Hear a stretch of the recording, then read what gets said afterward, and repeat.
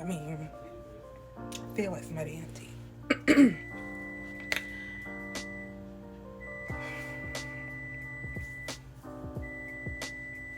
Playing with it.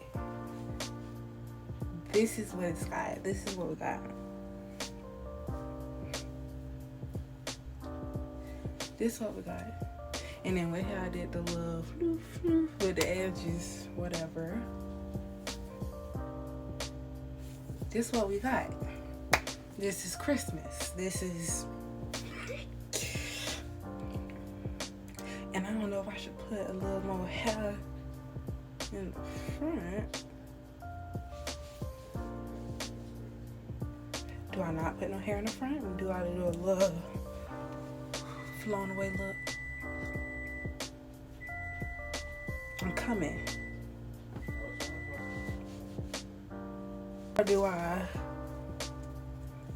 Oh, I just got out the shower. I mean, so like, definitely don't send me another wig from y'all. I'm good. This took hours plucking. I had to cut lace off and everything. Like, I don't even want to show you. I ain't gonna show y'all that. But this is what we got.